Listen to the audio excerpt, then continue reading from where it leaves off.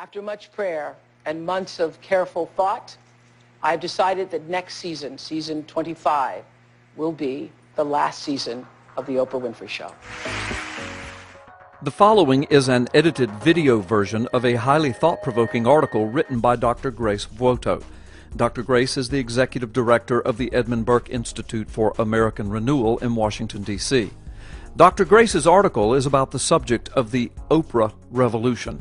Dr. Grace writes, after 25 years on the airwaves, America's richest and most influential talk show personality ended her popular daily show. On May 25th, the Oprah Winfrey Show aired its last episode, amid much celebrity and media fanfare. In the meantime, the Oprah Revolution is complete. America will have to deal with the consequences of her influence for decades to come. Let us first give Oprah her due, Dr. Grace says. This remarkable girl, born from a teenage single mother in rural Mississippi, rose from poverty and abuse to become rich, powerful, successful, and one of the most impactful cultural figures of the last 2 decades. For millions, Oprah is a modern-day priestess. She sets the standard for how to think, how to live, and what to read. For over 2 decades, Oprah has had her finger on the pulse of the American public. To be on Oprah has meant to appear in the nation's public square, an instant topic of conversation from coast to coast. But sadly, Oprah Winfrey is also one of the most destructive American cultural figures. Her goal has been to dismantle middle-class Christian morality, which played a key role in making this nation strong, productive, and great. The Oprah Winfrey Show systematically, deliberately, and consistently sought to destroy 4 pillars of the Judeo-Christian beliefs and character. Foremost among these is the notion that a society ought to have taboos, topics that are not discussed, even though there is free speech, because by addressing these taboo topics, the behaviors become invariably accepted and widespread. Oprah sought to break taboos on sexual matters, thus spearheading and accelerating the sexual revolution. She gave gays, lesbians, bisexuals, and transgendered Americans a regular platform and acceptance.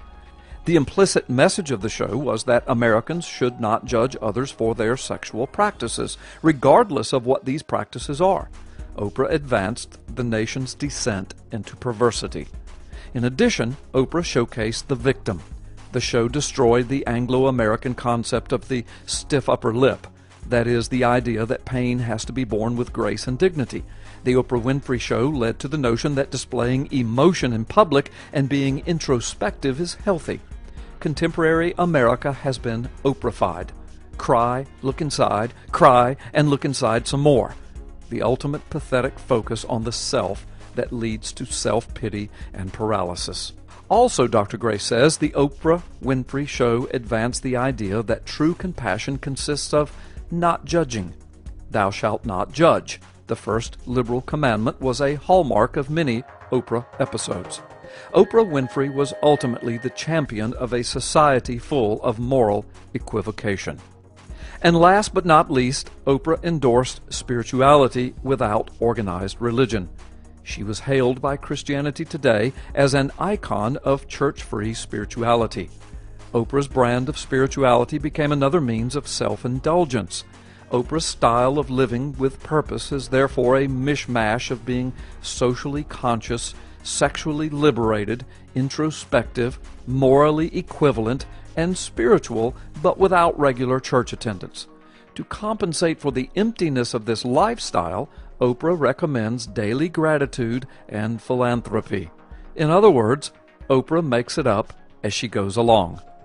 In short, Dr. Grace says, Oprah Winfrey helped smash the Judeo-Christian guiding beliefs and character that once sustained this nation, without being able to erect a suitable replacement.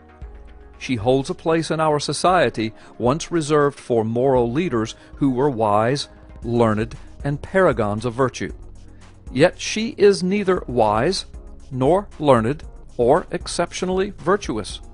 Oprah's America is therefore now as confused and incoherent as she is.